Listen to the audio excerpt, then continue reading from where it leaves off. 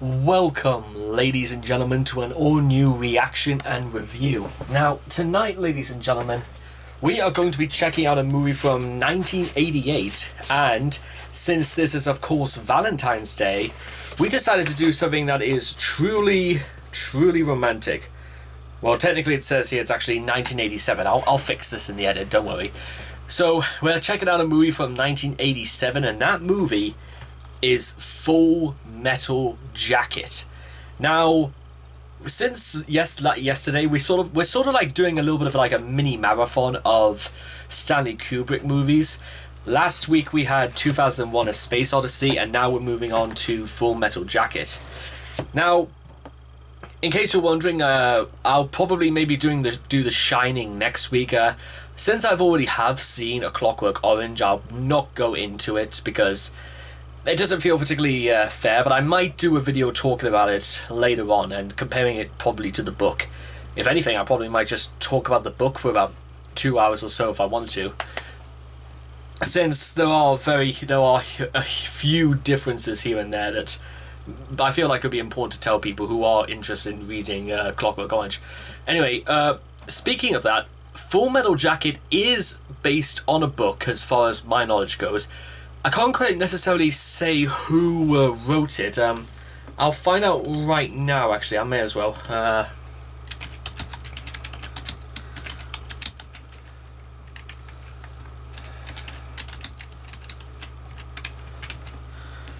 It was screenplayed.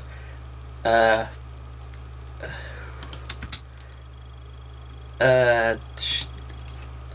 know fine well it's a war film directed by... Oh, it's based on the Hansford's '97 short novel, the Short Times. Well, I do know there was apparently a scene in the book and that concerning the death of Sergeant. I think it was Drill Sergeant Gunnery, I believe. I'm not entirely sure if I can base that, but what I do know is that this film, and I've talked about this actor a little bit in an early movie I did called Mississippi Burning, is that this stars real-life drill sergeant and sadly no longer with us, Emery. And this really was the movie that made him into a star, and I've got to straight up find out what it was like, because I can only hazard a guess that there are not too many differences between Emery in production and from him in real life being a drill sergeant. So if there's anything to look forward to, because I know this is meant to be based in Vietnam, well, in the Vietnam War, so I'm gonna have to just look into this and just see what comes out. It might even be likely that, to me at least, this might not even be a good movie, because I have very little knowledge going into this movie about exactly what happens, and I heard a lot of people praise, obviously, Emery, so he got like an Oscar for like Best Supporting Actor, I think, but then again, we'll just have to see, because Emery was only in a supporting role, so we'll have to wait and see what the rest of the movie has to offer. But we're gonna have to wait and see, and actually we won't wait around any longer. I want to just see what this is all about, see what all the racket about Full Metal Jacket is all about. So if you guys are ready at home, it's time to kick back, relax, and check out Full Metal Jacket.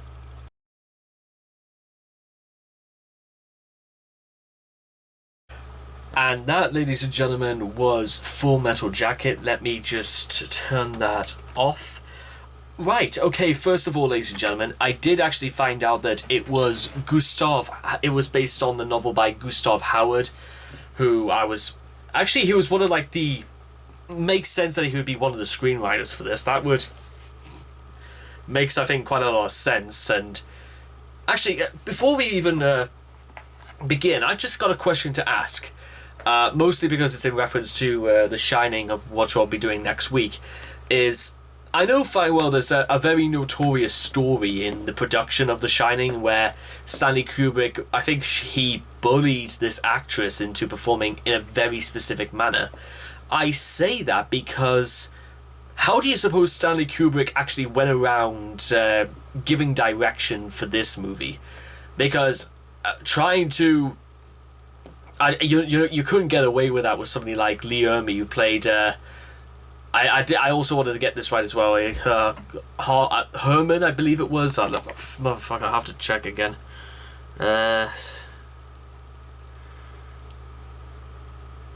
Yeah, I'm pretty sure it must have been, because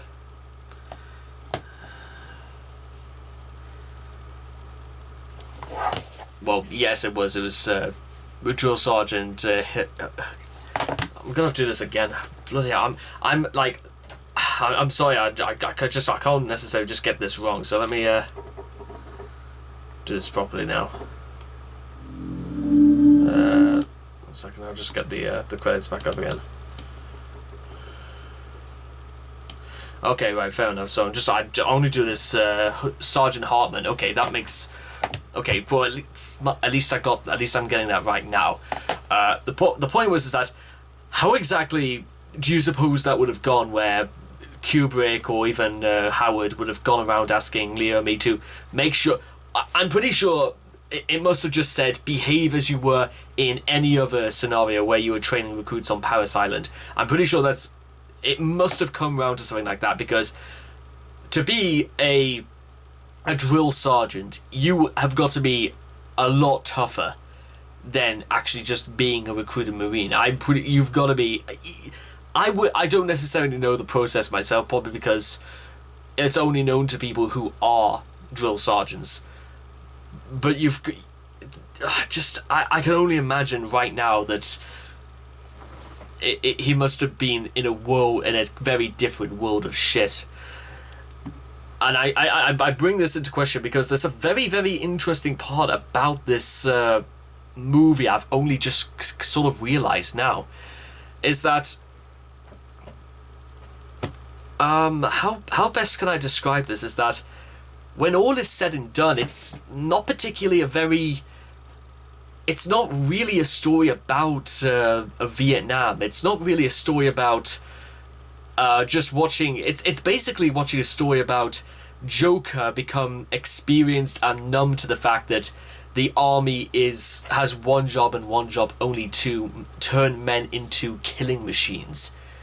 Because as far as I've worked out, he watched Private Pyle slaughter Hartman and then take his own life, because Pyle obviously couldn't take the pressure, and that's why he sort of did himself in the heads. Then when they shoot, because most of the movie is shot in Vietnam anyway, which is where you see Joker. He's still kind of not taking quite as seriously the world he's in, and he only does it really sort of like to impress the guys in his platoon, including what was it, Rafterman? Yeah, that was correct.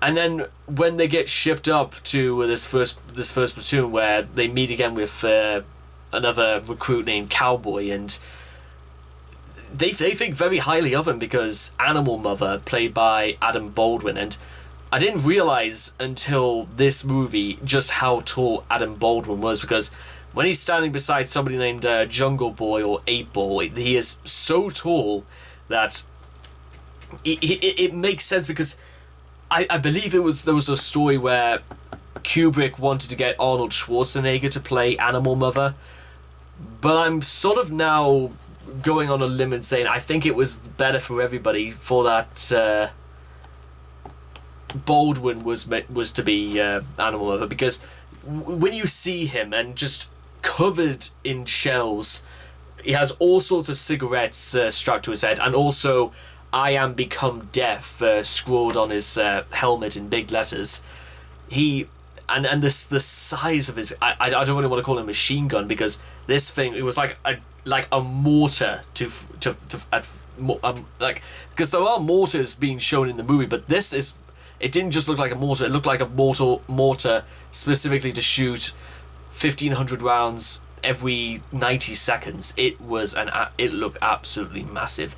I don't particularly think it was the same as like a juggernaut sort of weapon, but it was massive. And he is, I think honestly, Baldwin was probably a little bit more intimidating to look at than maybe Schwarzenegger. Schwarzenegger, I think, would have been a little bit too not saying anything against Schwarzenegger, but I think he would have looked a little too stand out. I think Baldwin does sort of enough to stand out without doing anything overt. Like, he doesn't draw as near enough attention as Schwarzenegger would in this sort of role, because Animal Mother he is absolutely brilliant. He is stoical, very hard, and it's because he knows, he's seen the shit. He's been in combat. He's seen shit, and I like the fact that Jungle Boy straight up said it, that you've got to be the greatest in the world, because if you're not, you're going down, which brings me sort of like to like what I was saying earlier about the whole movie being about Joker being trained from this kid into a natural born killer, because all of a sudden he recognizes the task at hand, and he becomes more and more conflicted at watching likes of Cowboy die, watching 8-Ball die, watching Doc J die, watching basically his mates and that in the platoon and slaughtered left and right, and it gives you a good impression about what being in a world of shit really is, because you realize that Joker is sort of like dead at the very end. I mean, he doesn't die in the end, but he looks dead. He looks, even when he's singing Mickey Mouse, the club or whatever it was, with everyone else marching back from this decaying city, he is just in his dialogue saying that he's happy to be alive, but he's not the same person. He's in a world of shit, because a part of him died when he had to finish the job in taking out this sniper. He realizes that now this is who he is now. Like, there's no more Joker. It's just a guy who kills, and you could even say he may even have a name by the end of the movie, because he's not a joke anymore. He wasn't making any more jokes, so obviously he's got to be changed. I mean, look at the way that's the way this is shown, by the way, on the cover. You see Joker's head is looking down. He can't face it. And with literally just "Born to Kill" in big letters shown at the camera. I'm pretty sure that was intentional, because he's now shown the world his true colors, that he is being molded specifically for this role. And I even like this really, really good shot, is that when Joker has done the job in finishing off this sniper, his peace lapel, which he keeps in full view, it's sort of like there's a part of like his jacket is sort of like just covering up the peace sign, so it's barely visible on camera, because forgetting about the politics that were expressed at several parts during like little mini interviews in the movie, it's become increasingly clear that none of that really matters to Joker, because the one thing he expressed is to be the first kid on his block to slaughter somebody from Vietnam, and he's not a kid now. He's a natural born killer, because he finally did it. He finally did what he always said he was going to do, and he does not particularly look very happy about it. I can say that much. Now, what I've always found very, very kind of fascinating about the way these about the ways you see I think I've even got a copy of the movie Platoon downstairs that has I think it's got like Keith David among other people inside, because the interactions, I don't know whether or not this is like how you would see anybody interact within camps or anything like that, because I remember a number of years ago, I think it was like either 2012 or 2013, I watched this series called Bluestone 42, which is about a bomb disposal team in Afghanistan or Iraq, and everybody kind of like talks like these are sort of mates you would have known in school, and before you realize it, that when shit hits the fan, everybody becomes alert, and I think honestly just so they can protect each other, and that's the sort of thing that kind of like I think sort of like echoes, because Hardman speaks very early in the film about how everybody in the Marine is basically a brother to one another, and that They will live, fight, and die for God, their country, and for each other. They're not allowed to... What was the line Harmon says? They're not allowed to die because they would have let their side down or something like that. But it gives you a sense that as vicious and as snarling as Animal Mother is, he runs in to pull 8-Ball and Doc J out, well, without even so much as a second thought. And this even goes the same for Joker when he's gripping hold of Animal Mother just to make sure that... No, he doesn't grip Animal Mother. He grips Cowboy just to make sure that he's probably going to survive, even though we all know he's done for. Rafterman, curiously enough, the guy who I'm trying to think about who was the guy who... it might have been like Crazy O or somebody who was basically killed in this booby trap, and it was also sort of like the point in the movie where they let Cowboy become captain, and all of a sudden, listen guys, I wouldn't know. I've never been in scenarios like this, but the responsibility, and you could see Animal Mother clearly is not happy about Cowboy being that's what I've just come to realize about this movie, is that Animal Mother only takes charge because it's very, very obvious he's not only got the 1,000-yard stare in both eyes. He knows by being in this situation before.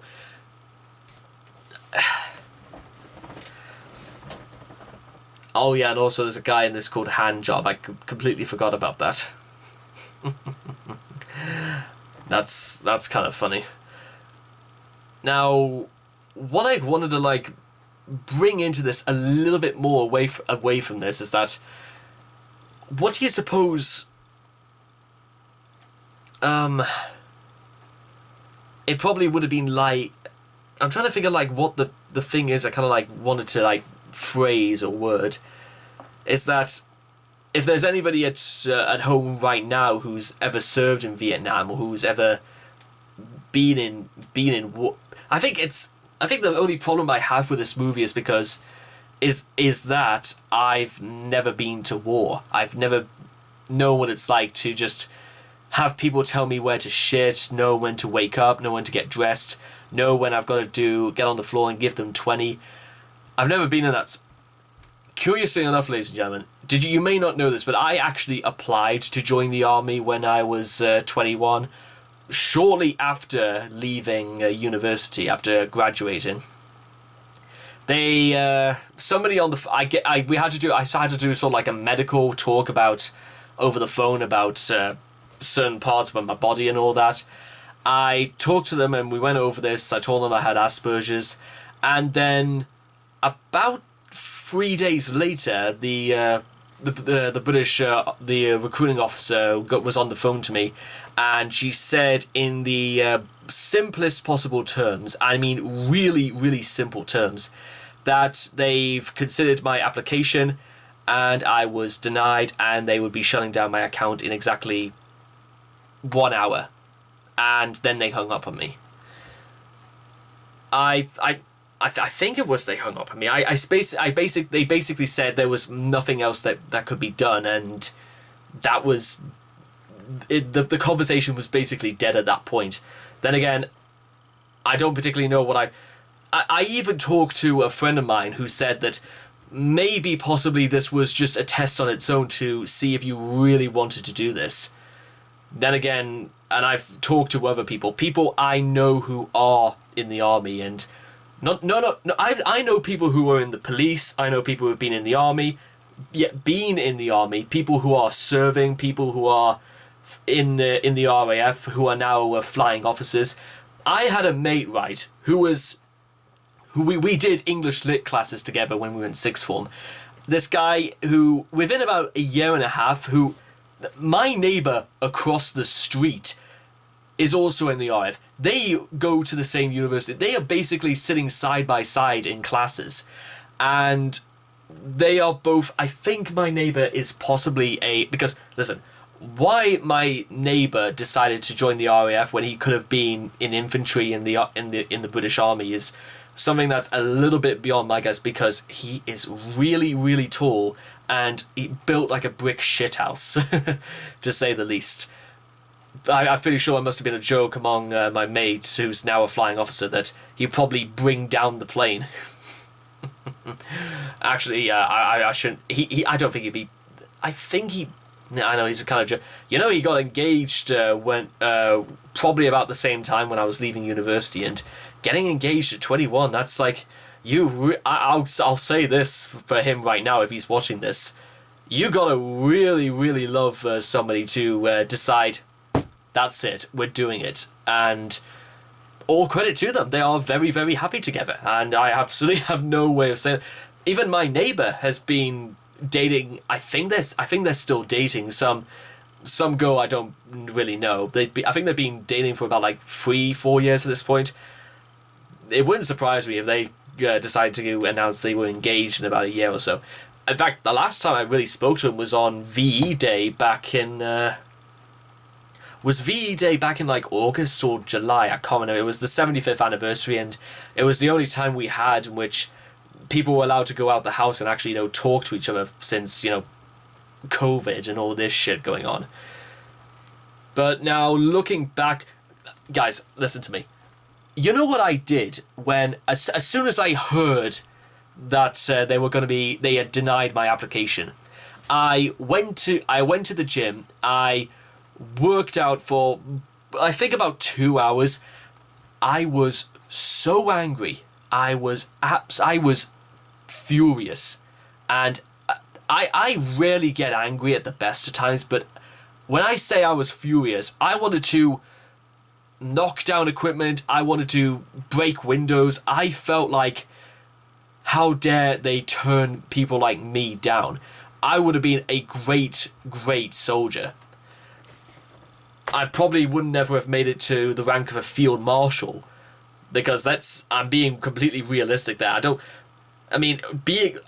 to be a drill sergeant, I imagine, is one. I could not even begin to think what the hell you have to go under to be an SAS recruit, or a colonel, a general, or even, or even a sergeant major, let alone a field marshal, which is the highest rank in the British Army, is from the last time I remember. I say that because, watching this movie, it's sort of, because that's the thing I've always kind of noticed, is that Stanley Kubrick is sort of like, one of his biggest strengths, aside from being basically an expert in direction, is that he is an expert at directing what he wants to say about the world, about being being trapped in a world of shit, being at the very, very bottom of a cesspool. That is what being dead feels like, because what else are they going to do? They're not going to treat you as if you were still alive. When you're dead, you have no use to anybody at that point. You're basically, your only destiny when you die is that you're there to rot.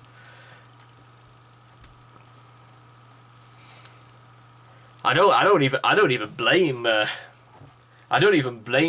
that advisor telling me that my application was denied, because I'm not entirely sure if I could have handled, shooting somebody. Because what on earth does that feel like, ladies and gentlemen? Being responsible for killing somebody. What on earth is that like? I genuinely would not know, and I don't even want to even think about that. I think that's... Which is also kind of perplexing when, almost at the very beginning of the film, Joker says he is trained to kill. No, he says, why did you join my platoon? Sir, to kill, sir. Why? I'm not even sure if he even believes in himself, or he's just trying to impress the drill sergeant. But now there's a saying and doing, both very, very different things, and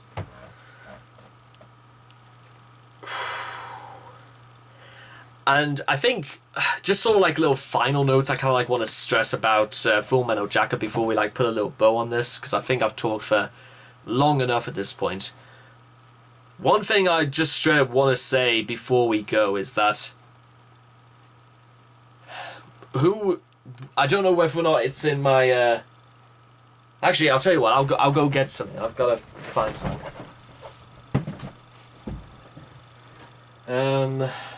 Animation. No. Let's see. Oh, here it is. This was something that I had to study a little bit when I was about 12, going on 13. Actually, it might have been when I was like 14 for that point. No, it was 13. It's I'll just read out something very at random. I might read Delcia Decorum Est if it is technically in here.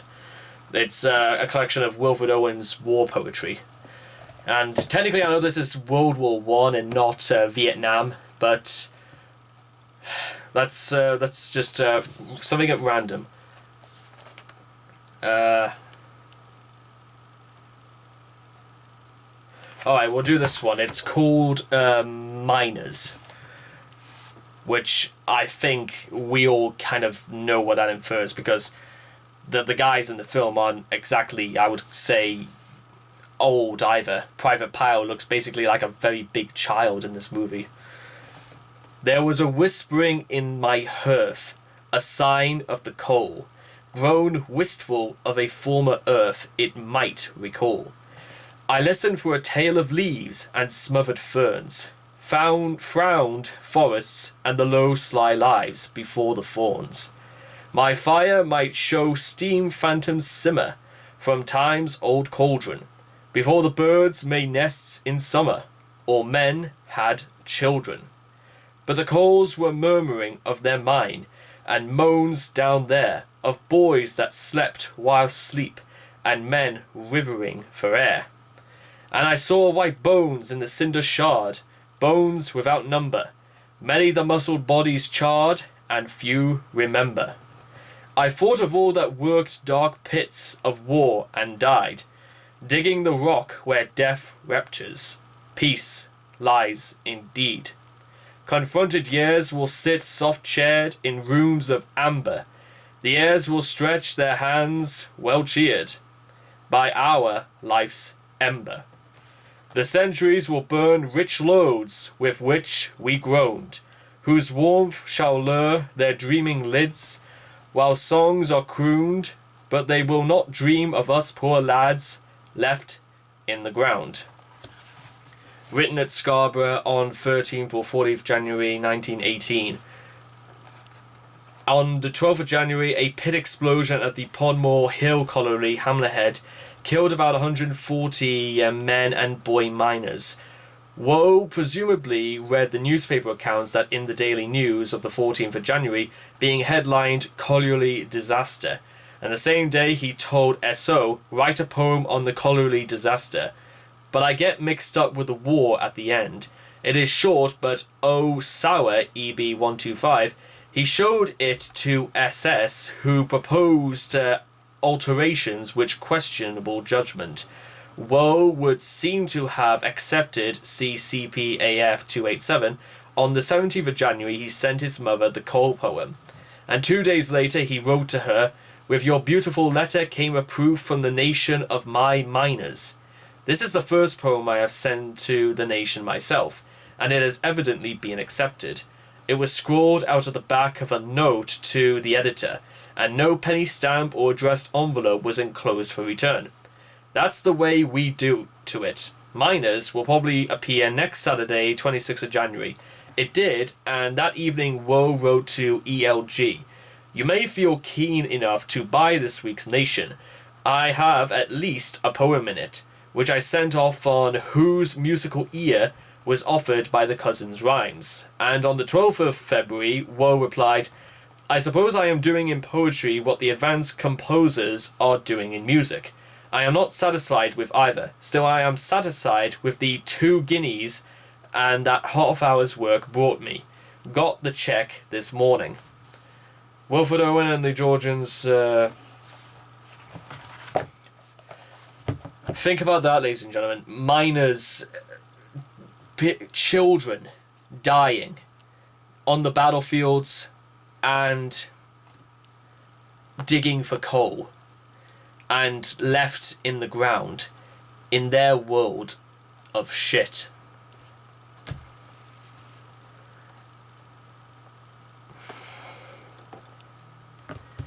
I might have to pull this. I reckon if I'm gonna do more movies about war generally, I'm gonna have to pull out this book a little bit on a more regular basis, because I think Wilfred Owen, if not any and all war poetry, could be produced in almost any context to convey the horror of and the tragedy of what were disposable heroes. So with all that being said and done, I hope you guys have enjoyed this review of Full Metal Jacket. Please make sure to leave your thoughts and comments in the comment section down below. Let me know what you guys thought of the movie for yourselves. And I hope to see all of you guys again in the next video. Take care. Bye-bye for now.